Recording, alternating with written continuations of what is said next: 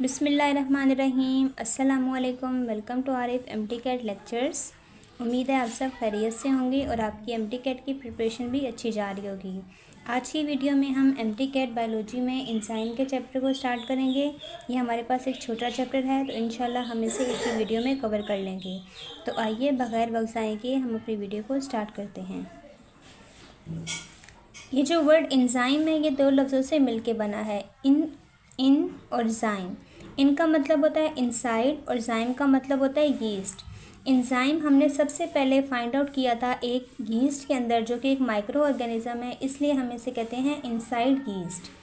Bio catalyst हमारे पास जितने भी हैं हम उन्हें इंजाइम कहते हैं। कैटालिस्ट हमारे पास एक ऐसी चीज़ होती है जो भी किसी भी रिएक्शन की स्पीड को या तो तेज़ कर दे या तो कम कर दे।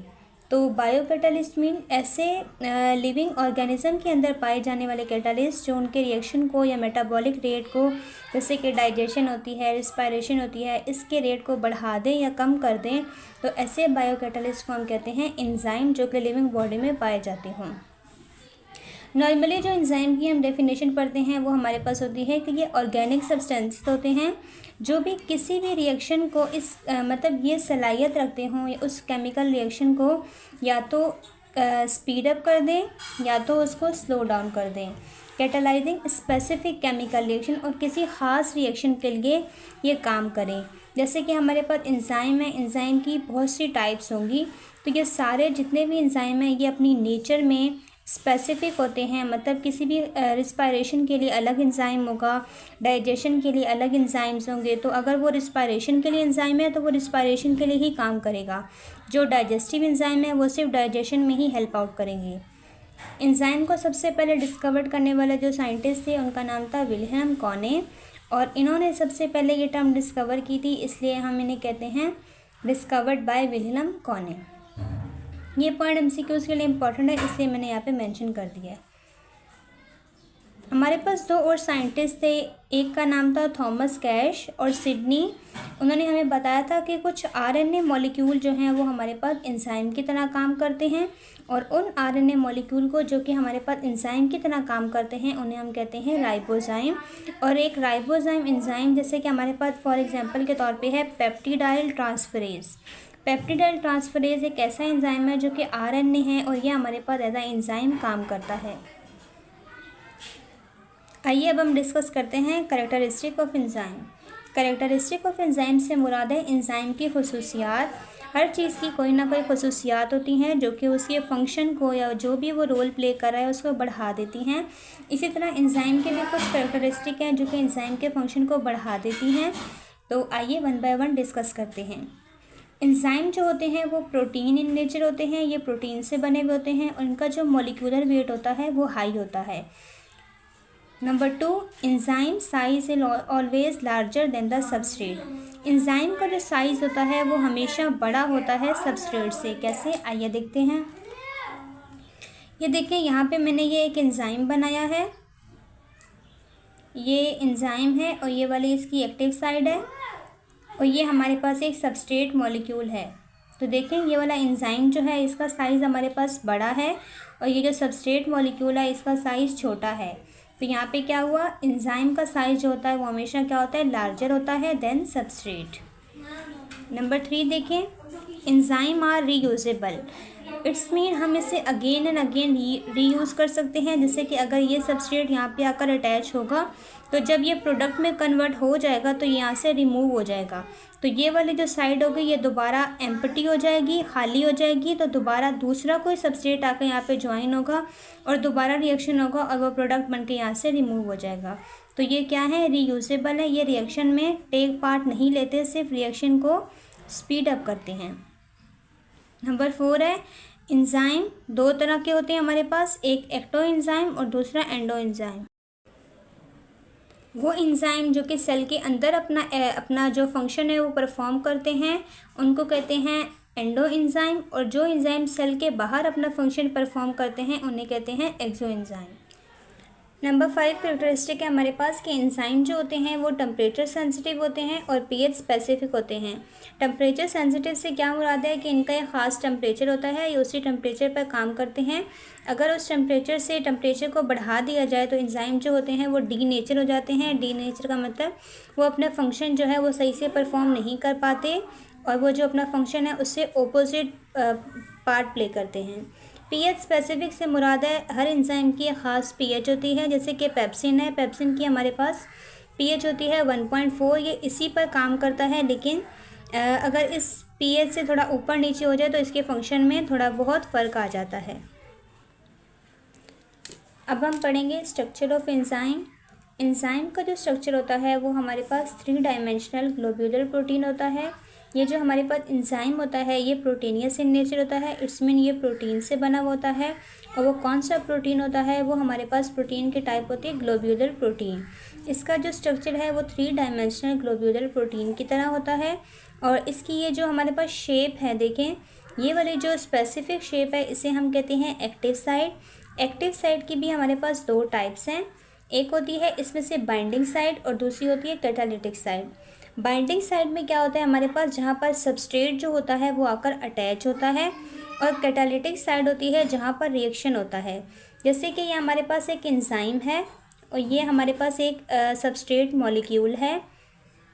इसमें से यहाँ पर जो होगी एक बाइंडिंग साइड होगी जो इस सबस्ट्रेट को इसके अंदर फिट करके अपने साथ बाइंड कर लेगी, और इसकी जो अंदर मॉलिक्यूल्स होंगे या इसके अंदर जो सेल्स होंगे दूसरी जो होंगे वो कैटालाइज करेंगे, वो कैटालिटिक साइड कहलाएगी, जो कि इस सबस्ट्रेट के साथ रिएक्शन करेंगी और इसको कन्वर्ट करेंगी प्रोडक्ट में। पहले आइए समझते हैं सबस्ट्रेट क्या होता है। यहाँ पे एक स्टेटमेंट देखें, every enzyme react with special substance. कोई भी जो एंजाइम है वो एक स्पेशल सब्सटेंस के साथ रिएक्ट करता है, उस सब्सटेंस को हम कहते हैं सबस्ट्रेट। कोई भी एंजाइम किसी स्पेशल सब्सटेंस के साथ अगर रिएक्ट करे तो वो जो स्पेशल सब्सटेंस होता है उसे हम कहते हैं सबस्ट्रेट। और यहाँ पे दूसरा पॉइंट देखें, enzyme has a special charge. Enzyme के पास एक स्पेशल चार्ज होता है, चार्ज प्लेस होती है। ये वाली जो है ये स्पेशल चार्ज प्लेस है टू फिट द सबस्ट्रेट, जिसके अंदर सबस्ट्रेट आकर फिट होता है उसे क्या कहते हैं, एक्टिव साइड। ये दोनों जो पॉइंट हैं, ये जो ऑरेंज कलर से लिखे हुए हैं, ये बहुत इंपॉर्टेंट है एमसीक्यूज़ पॉइंट ऑफ व्यू से, तो आप एक बार दोबारा सुन लें। Every enzyme react with special substance called substrate. कोई भी एंजाइम स्पेशल सब्सटेंस के साथ अगर रिएक्ट करता है तो वो स्पेशल सब्सटेंस क्या कहलाता है, सबस्ट्रेट। और हर एंजाइम के पास एक स्पेशल चार्ज प्लेस होती है, जैसे कि एक्टिव साइड है, तो जहाँ पर आके कोई भी सबस्ट्रेट फिट होता है तो उस चार्ज प्लेस को हम कहते हैं active site. Structure of enzyme में अब हम डिस्कस करेंगे स्ट्रक्चरल पार्ट। जैसे कि एंजाइम में हमारे पास अब तक हमने पढ़ा कि एंजाइम की जो टर्म है वो हमें किसने बताई थी, फ्राइडरिच विल्हेम कॉने ने। और एंजाइम हमारे पास एक बायोकैटालिस्ट है और ये ऑर्गेनिक सब्सटेंस है जो कि मतलब ये सलाहियत रखता है किसी भी स्पेसिफिक केमिकल रिएक्शन को कैटालाइज करे, या तो उसे स्पीड अप कर दे या स्लो डाउन कर दे लिविंग सिस्टम के अंदर। एंजाइम जो है वो हमारे पास 2 तरह के होते हैं, एक होता है प्रोटियो एंजाइम और दूसरा होता है होलो एंजाइम। प्रोटियो एंजाइम वो एंजाइम होते हैं जो कि कम्प्लीटली प्रोटीन से बने होते हैं। अगर पूरा का पूरा एंजाइम प्रोटीन से बना हुआ है तो उससे हम कहते हैं प्रोटियो एंजाइम। और अगर एंजाइम होलो एंजाइम हम तब कहेंगे जब ये दूसरा ग्रुप होता है एंजाइम का, जब प्रोटीन पार्ट के साथ कोई और भी पार्ट पाया जाता हो एंजाइम के अंदर, जैसे कि कॉन्जुगेट एंजाइम या नॉन प्रोटीन पार्ट आ जाए प्रोटीन के साथ। जैसे एक एंजाइम है वो प्रोटीन पार्ट भी है उसके अंदर और एक नॉन प्रोटीन पार्ट भी आ जाए तो उसे हम कहते हैं होलो एंजाइम या कॉन्जुगेट एंजाइम। अब ये जो हमारे पास होलो एंजाइम है इसकी भी हमारे पास 2 टाइप हैं, जैसे कि एपो एंजाइम और दूसरी है को एंजाइम। एपो एंजाइम जैसे कि होलो एंजाइम में हमने कहा 2 पार्ट होते हैं, एक प्रोटीन पार्ट एक नॉन प्रोटीन पार्ट। तो ये जो एपो एंजाइम होगा ये उसका प्रोटीन पार्ट होगा, जो भी हमारे पास कॉन्जुगेट प्रोटीन एंजाइम है। जैसे कि देखें ये एक एंजाइम हमारे पास है, ये आधा जो है आप समझ लें ये प्रोटीन का बना हुआ है, ये इसका आधा पार्ट प्रोटीन का बना हुआ है और आधा पार्ट जो है वो किसका बना हुआ है, नॉन प्रोटीन पार्ट है। ये सिर्फ आपकी अंडरस्टैंडिंग के लिए यहाँ पे लिखा है। ये जो प्रोटीन पार्ट है आप समझें ये क्या है, एपो एंजाइम, और ये जो नॉन प्रोटीन पार्ट है ये क्या है, कोफैक्टर। ये कोफैक्टर अब ऑर्गेनिक भी हो सकता है और इनऑर्गेनिक भी हो सकता है। एपो एंजाइम के कुछ पॉइंट्स पढ़ लेते हैं। Protein part of enzyme called apo enzyme, the conjugate enzyme without cofactor called apo enzyme. एक ऐसा कॉन्जुगेट एंजाइम ये है जिसमें प्रोटीन और नॉन प्रोटीन पार्ट दोनों हों। ऐसा एक कॉन्जुगेट एंजाइम जिसमें कोफैक्टर ना हो। कोफैक्टर क्या है, नॉन प्रोटीन पार्ट, मतलब जिसमें नॉन प्रोटीन पार्ट ना हो तो उसे हम कहते हैं एपो एंजाइम। अब हम पढ़ते हैं कोफैक्टर के बारे में।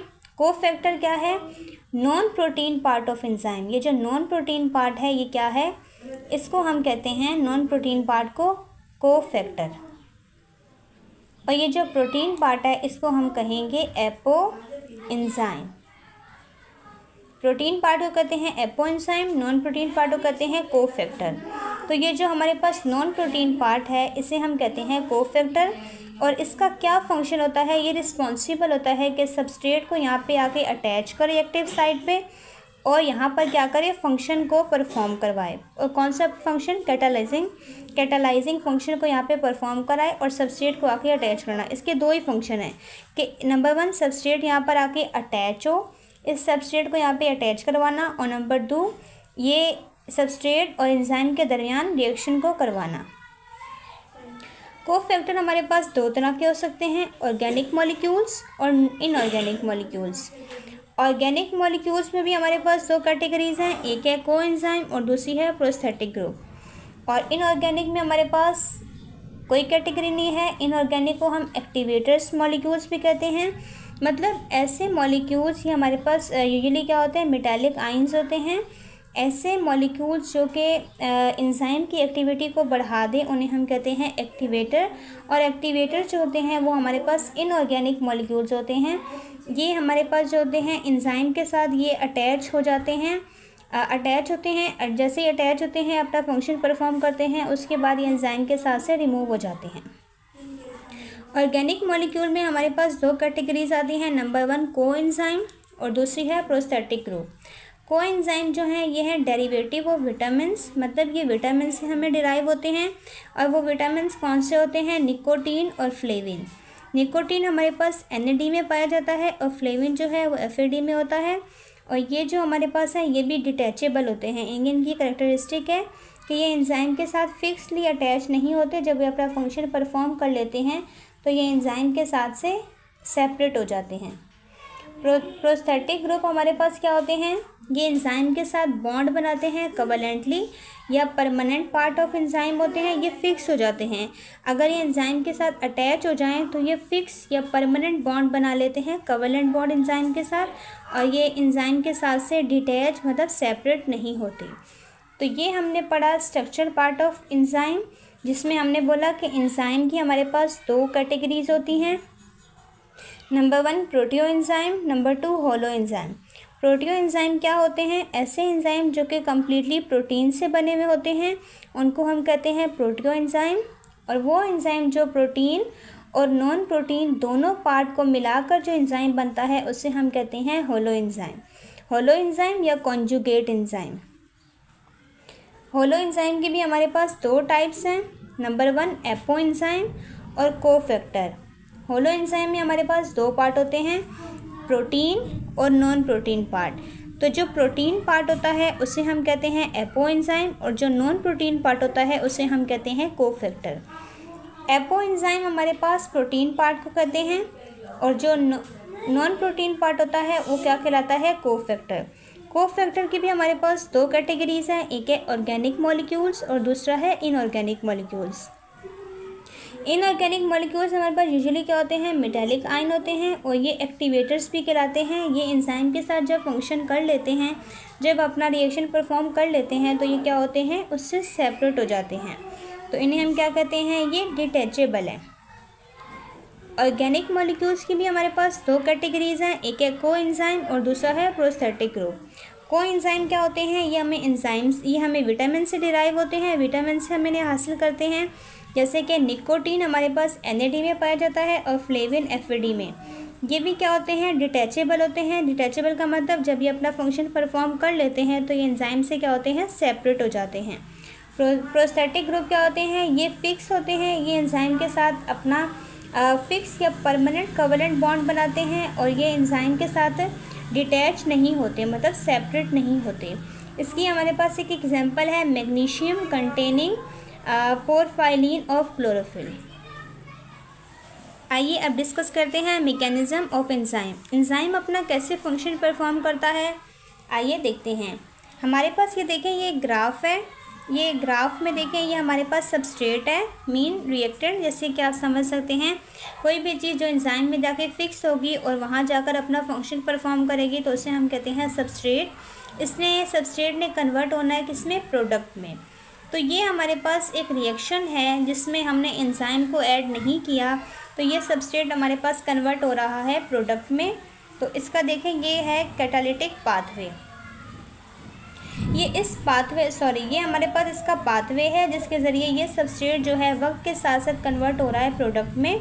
और नंबर 2, हमने यही सबस्ट्रेट में अब क्या ऐड कर दिया है? कैटालिस्ट ऐड कर दिया है ताकि ये प्रोडक्ट में कन्वर्ट हो सके।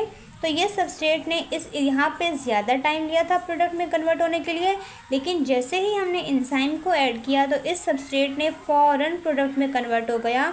तो आप देख सकते हैं जब हमने एंजाइम को ऐड नहीं किया तो हमारे पास टाइम भी ज़्यादा लगा और वो पाथवे भी बड़ा बना, लेकिन जैसे ही एंजाइम को ऐड किया तो वो पाथवे भी कम हो गया और टाइम भी हमारे पास क्या लगा? कम लगा। तो बेसिकली एंजाइम का काम क्या होता है? ये जो हमारे पास एनर्जी है, एनर्जी ऑफ एक्टिवेशन, ये एंजाइम कम कर देता है मॉलिक्यूल की। एनर्जी ऑफ एक्टिवेशन क्या होती है? Energy required by the reaction is called activation energy. जो किसी भी मॉलिक्यूल को चाहिए होती है, किसी भी रिएक्शन को, ताकि वो किसी भी मॉलिक्यूल को रिक्वायर्ड होती है ताकि वो अपना रिएक्शन को स्टार्ट करे, तो उस एनर्जी को ये कम कर देता है ताकि वो सबस्ट्रेट जो है वो जल्दी से प्रोडक्ट में कन्वर्ट हो जाए और रिएक्शन टाइमली कंप्लीट हो सके। तो हमने यहाँ पे मैकेनिज्म में क्या देखा कि एंजाइम का काम क्या होता है? Lower down the energy of activation, energy of activation को कम कर देना ताकि रिएक्शन जो है हमारे पास वो टाइमली कंप्लीट हो जाए और उसका पाथवे जो है वो कम हो जाए। ये देखें एंजाइम किस तरह से काम करता है। एंजाइम और सबस्ट्रेट दोनों ने हम सबस्ट्रेट के साथ एंजाइम को ऐड करते हैं तो ये आपस में रिएक्शन करते हैं और क्या बनाते हैं? Enzyme substrate complex. इन दोनों ने मिलकर क्या बनाया? Enzyme substrate complex. फिर ये कन्वर्ट होते हैं एंजाइम प्रोडक्ट कॉम्प्लेक्स में। फिर ये दोनों आपस में रिएक्शन करके किस में कन्वर्ट हो जाते हैं? एंजाइम प्रोडक्ट कॉम्प्लेक्स में। और फिर ये दोनों आपस में सेपरेट हो जाते हैं, एंजाइम सेपरेट हो जाता है और प्रोडक्ट अलग हो जाता है। इसीलिए हम कहते हैं एंजाइम जो है वो रीयूजेबल है, हम इसे बार बार यूज़ कर सकते हैं। मैकेनिज्म ऑफ एंजाइम को एक्सप्लेन करने के लिए हमारे पास 2 थ्योरीज़ हैं। इनमें से नंबर 1 पे हमारे पास है लॉक एंड की मॉडल। लॉक एंड की मॉडल हमें ये थ्योरी दी थी एमिल फिशर ने 1898 में, और इन्होंने कहा था कि हमारे पास जो एंजाइम का स्ट्रक्चर होता है उसकी जो एक्टिव साइड होती है वो 3D शेप होती है और जो एंजाइम की 3D शेप होती है वो रिजिड होती है। इट्स मीन वो फ्लेक्सिबल नहीं होती, वो रिजिड होती है। जैसे कि आप देखिए हमारे पास ये एक एंजाइम है और ये एक सबस्ट्रेट है, ये 2 सबस्ट्रेट हैं। एक की जो शेप है वो ट्रायंगुलर है, एक की जो शेप है वो स्क्वायर शेप है। और आप सपोज कर लें ये जो एक्टिव साइड है ये भी हमारे पास स्क्वायर शेप जैसी है। तो यहाँ पर वो कह रहे थे कि जिसकी एक्टिव साइड जो है, उन्होंने कहा है जो वहाँ पे जो सबस्ट्रेट फिक्स होगा वो एक्टिव साइड में सबस्ट्रेट जो फिक्स हो सकेगा वो उसे ही फिक्स करेगा और उसे ही प्रोडक्ट में कन्वर्ट करेगा। जैसे कि ये ट्रायंगुलर शेप है, ये यहाँ पे फिक्स नहीं हो सकती, तो ये यहाँ पे फिक्स नहीं होगी और इसके साथ रिएक्शन नहीं होगा और ये प्रोडक्ट में कन्वर्ट नहीं होगी।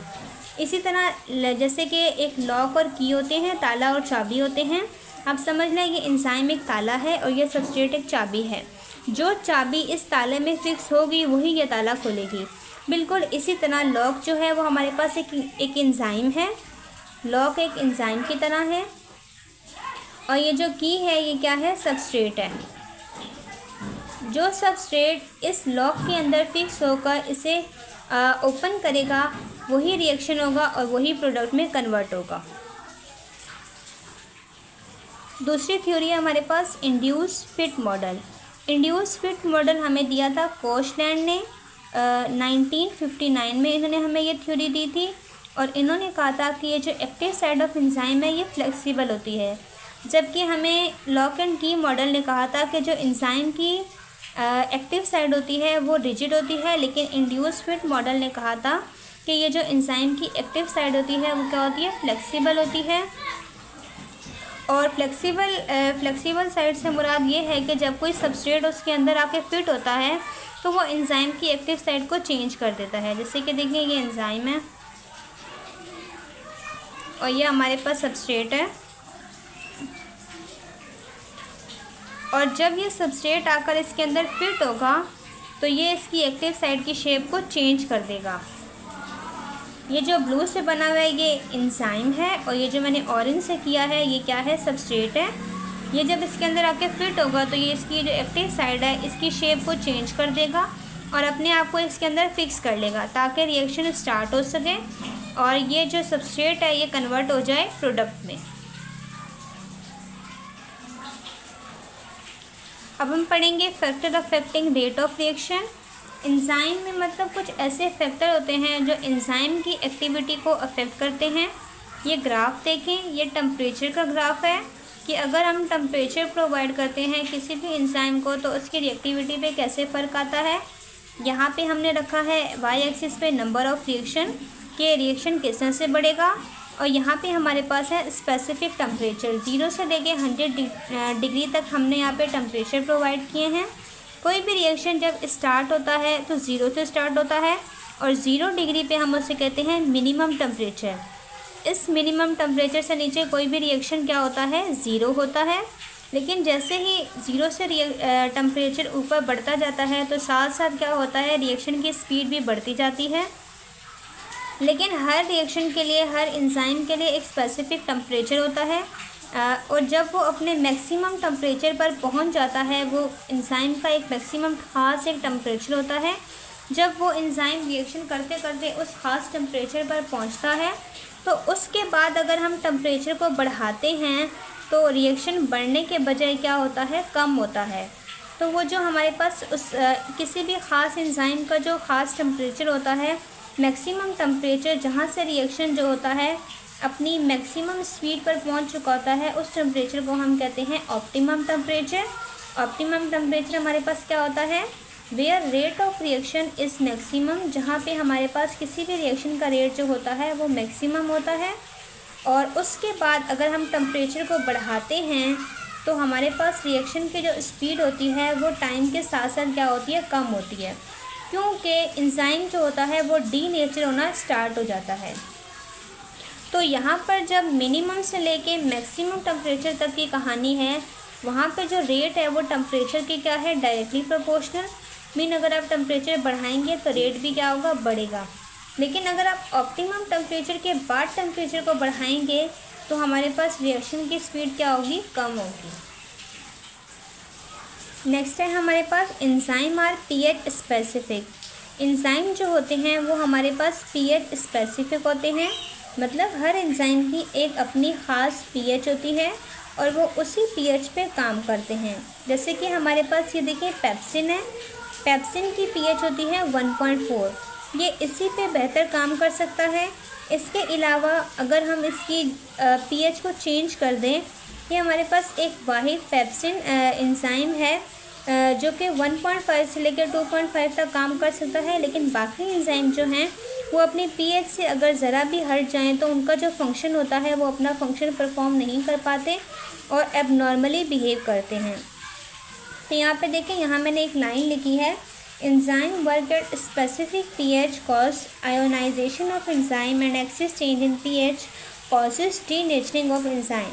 मतलब जैसे कि एंजाइम है, इसकी जो ख़ास पीएच है ये उसी पीएच पे अपना फंक्शन अच्छा परफॉर्म करेगा, जो भी इसका रोल है वो प्ले करेगा। लेकिन अगर उस पीएच से ये ज़रा भी आगे पीछे हो जाए तो ये क्या होंगे, डीनेचर हो जाएंगे। डीनेचर से मीन ख़राब हो जाएंगे और एबनॉर्मली बिहेव करेंगे और अपना जो फंक्शन है वो परफॉर्म नहीं कर पाएंगे। नेक्स्ट है हमारे पास कंसंट्रेशन। कंसंट्रेशन में हम दो को डिस्कस करेंगे। एक तो हमारे पास है सबस्ट्रेट की कंसंट्रेशन और नंबर 2 पे है एंजाइम की कंसंट्रेशन। पहले हम सबस्ट्रेट की कंसंट्रेशन पर बात करेंगे। जैसे कि देखिए ये हम ग्राफ है, ग्राफ के थ्रू समझेंगे। यहाँ पे है रेट ऑफ रिएक्शन और यहाँ पे है सबस्ट्रेट की कंसंट्रेशन। जैसे जैसे हम सबस्ट्रेट की कंसंट्रेशन हमने ये बढ़ाई, ये देखें ये सबस्ट्रेट की कंसंट्रेशन बढ़ाई और रेट ऑफ रिएक्शन भी क्या हो गया, बढ़ गया। दोबारा हमने सबस्ट्रेट की कंसंट्रेशन को बढ़ाया, रेट ऑफ रिएक्शन दोबारा बढ़ गया।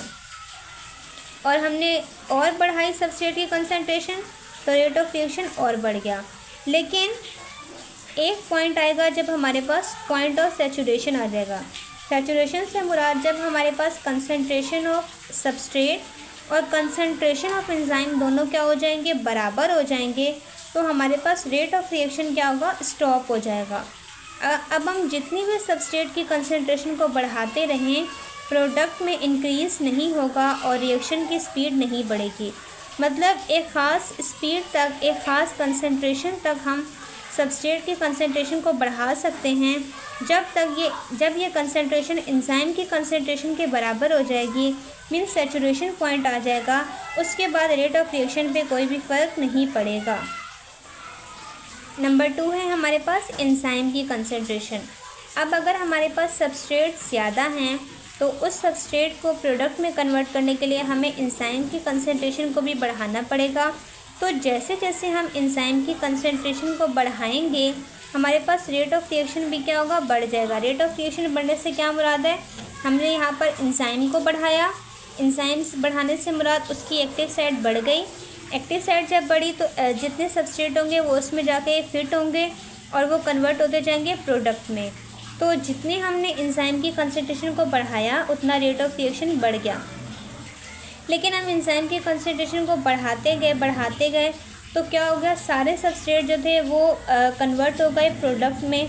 और हमारे पास जो जब सारे सबस्ट्रेट कन्वर्ट हो जाएंगे प्रोडक्ट में तो हमारे पास क्या आ जाएगा, इन दोनों की जो हमारे पास कंसंट्रेशन होंगी वो बराबर हो जाएंगी और हमारे पास क्या आ जाएगा, point of saturation.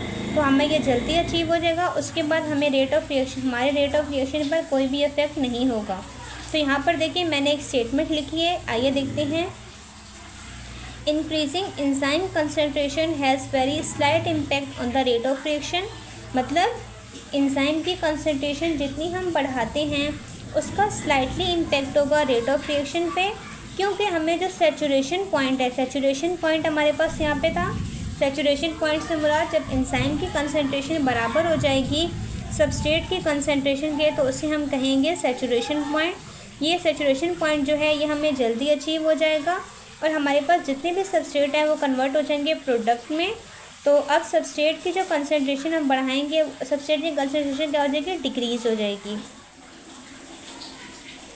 Saturation point हमें अचीव हो जाएगा और जितने भी सबस्ट्रेट हमारे पास होंगे वो कन्वर्ट हो जाएंगे प्रोडक्ट में और हमारे पास जो सबस्ट्रेट की कंसंट्रेशन जो एक्सिस में थी वो क्या हो जाएगी, फिर डिक्रीज़ हो जाएगी, मतलब मेंटेन हो जाएगी।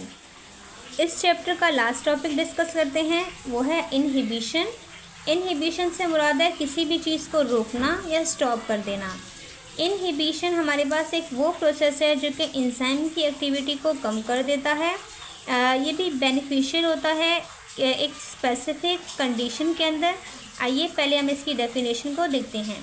The decline in activity of enzyme in optimum condition due to adding certain chemical substance is called inhibition. मतलब एक सर्टेन या ऑप्टिमम कंडीशन के अंदर अगर हम एंजाइम में एक ऐसा केमिकल सब्सटेंस ऐड करें जो कि उसकी एक्टिविटी को कम कर दे, तो उस प्रोसेस को हम क्या कहते हैं, इनहिबिशन।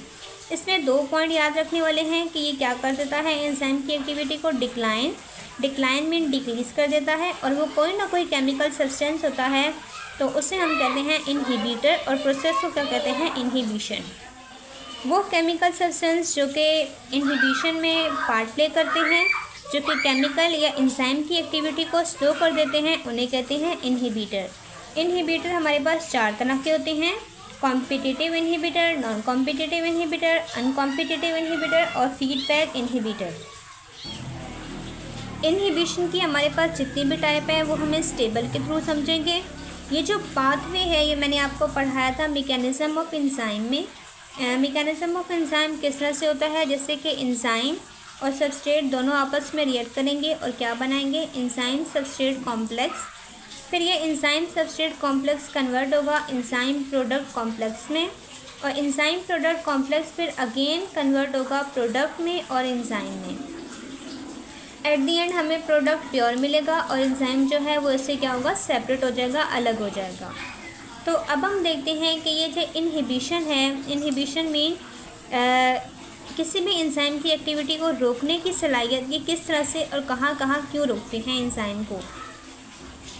नंबर 1 पे देखिए क्या है, कॉम्पिटिटिव इनहिबिशन। ये हमारे पास एक एंजाइम है और ये सबस्ट्रेट है। यहाँ पर देखें एक पहले से सबस्ट्रेट यहाँ पे है अटैच हुआ है, लेकिन ये सबस्ट्रेट नहीं है। ये क्या है, सबस्ट्रेट से मिलता जुलता एक सब्सटेंस है जिसने अपने आप को क्या किया है, इस एक्टिव साइट के अंदर फिक्स कर लिया है ताकि रिएक्शन हो सके। लेकिन ये सबस्ट्रेट नहीं है तो एंजाइम क्या करेगा, इसके ऊपर रिएक्शन परफॉर्म नहीं करेगा और क्या होगा, ये जो एक्टिव साइड होगी ये ऑक्यूपाई हो जाएगी, ये ब्लॉक हो जाएगी, जिसकी वजह से ना तो ये यहाँ से प्रोडक्ट बन के रिमूव होगा, ना ही किसी सबस्ट्रेट को एंटर होने देगा। इस तरह की ये जो इनहिबिशन होती है इसे हम कहते हैं कॉम्पिटिटिव इनहिबिशन। ये प्रोसेस जो होता है ये हमारे पास कंसंट्रेशन डिपेंडेंट होता है। इट्स मीन हम इस इनहिबिटर को यहाँ से रिमूव कर सकते हैं। किस तरह से, अगर हम सबस्ट्रेट की कंसंट्रेशन को बढ़ा दें तो ये इनहिबिटर यहाँ से रिमूव होगा। इन दोनों के दरमियान कंपटीशन होगा जिसकी वजह से ये जो इनहिबिटर है यहाँ से रिमूव हो जाएगा और ये साइड एम्प्टी हो जाएगी, जिसके बाद क्या होगा, सबस्ट्रेट यहाँ पे आके फिक्स होगा और कन्वर्ट होगा प्रोडक्ट में। दूसरी टाइप है हमारे पास non competitive inhibition. Non competitive inhibition इस तरह की इनहिबिशन को कहते हैं जिसमें जो भी सबस्ट्रेट होता है, कोई भी ऐसा सब्सटेंस जो कि इनहिबिटर होता है, वो अपने आप को अटैच कर लेता है एंजाइम की एक्टिव साइड से ऑपोजिट साइड पे। ये वाली तो एक्टिव साइड है, इससे ऑपोजिट साइड ये वाली है, इस पर आगे खुद को अटैच कर लेगा और इस साइड को हम कहते हैं एलोस्टेरिक साइड। इसकी वजह से क्या होगा, एंजाइम की जो शेप होगी वो चेंज हो जाएगी और ये जो है ये इरिवर्सिबल होता है। ये क्या करेगा, एंजाइम को डीनेचर कर देगा। काफ़ी बार रिवर्सिबल भी होता है, मतलब ये यहाँ से रिमूव भी हो जाता है, लेकिन सम टाइम क्या होता है इरिवर्सिबल, ये एंजाइम की नेचर को ख़राब कर देता है, डीनेचर कर देता है, जिसकी वजह से कोई भी सबस्ट्रेट यहाँ पे अटैच नहीं हो सकता और प्रोडक्ट में कन्वर्ट नहीं होता। नंबर 3 पे हमारे पास अनकॉम्पिटिटिव इनहिबिशन। अनकॉम्पिटिटिव इनहिबिशन में क्या होता है, it binds with enzyme substrate complex and inhibit the reaction. कोई भी ऐसा सब्सटेंस या इनहिबिटर जो कि अपने आप को बाइंड कर ले, कहाँ पर आकर एंजाइम, जब कोई भी एंजाइम सबस्ट्रेट के साथ मिल के क्या बना ले, एंजाइम सबस्ट्रेट कॉम्प्लेक्स बना लिया। अब इसने आगे जाना है प्रोडक्ट की तरफ, लेकिन उस इनहिबिटर ने क्या किया, यहाँ पे दरमियान में आके अटैच हो गया और इस पाथवे को यहीं पर रोक देगा और इस एंजाइम सबस्ट्रेट कॉम्प्लेक्स को ना तो एंजाइम प्रोडक्ट कॉम्प्लेक्स बनने देगा, ना ही उसे एंजाइम और प्रोडक्ट में कन्वर्ट होने देगा। तो एक ऐसा इनहिबिटर जो कि किसी भी रिएक्शन एंजाइम के पाथवे को दरमियान में से आके स्टॉप कर दे, इस तरह की इनहिबिशन को क्या कहते हैं, अनकॉम्पिटिटिव इनहिबिशन। इस तरह की इनहिबिशन को हम कहते हैं अनकॉम्पिटिटिव इनहिबिशन, जो कि किसी भी पाथवे को सेंटर से आगे रोक दे और सबस्ट्रेट को कन्वर्ट ना होने दे प्रोडक्ट में। और लास्ट में हमारे पास है फीडबैक इनहिबिशन। फीडबैक इनहिबिशन क्या होती है, when excess product is form, जब प्रोडक्ट ज़्यादा बन जाता है तो प्रोडक्ट क्या करता है, खुद ही रिएक्शन को स्टॉप कर देता है, एंजाइम की एक्टिविटी को रोक देता है और क्या करता है, वो प्रोडक्ट कन्वर्ट हो जाता है नॉन कॉम्पिटिटिव इनहिबिशन में। वो जो प्रोडक्ट होता है वो खुद ही जाके कहाँ कंबाइन हो जाता है, अटैच हो जाता है एलोस्टेरिक साइड पे, ताकि एंजाइम की जो एक्टिविटी है उसको स्टॉप किया जा सके। तो इस तरह की इनहिबिशन जहाँ पे प्रोडक्ट रिएक्शन की एंजाइम की एक्टिविटी को खुद ही स्टॉप कर दे और जाकर बाइंड हो जाए एलोस्टेरिक साइड पे, इस इनहिबिशन को हम कहते हैं फीडबैक इनहिबिशन। तो इस टेबल में हमने 4 तरह के इनहिबिशन को देखा, कॉम्पिटिटिव, नॉन कॉम्पिटिटिव, अनकॉम्पिटिटिव और फीडबैक इनहिबिशन को। आज की वीडियो में हमने एंजाइम के कंप्लीट चैप्टर को डिस्कस किया। उम्मीद है आपको आज की वीडियो में एंजाइम के रिलेटेड जितनी भी क्वेरीज थी वो क्लियर हो गई होंगी। अगर फिर भी आप वीडियो देखने के बाद आपको कोई क्वेरी है तो आप कमेंट सेक्शन में कमेंट करके पूछ सकते हैं। अगर वीडियो अच्छी लगी हो तो वीडियो को लाइक करें, शेयर करें और चैनल पर नए हैं तो सब्सक्राइब करें।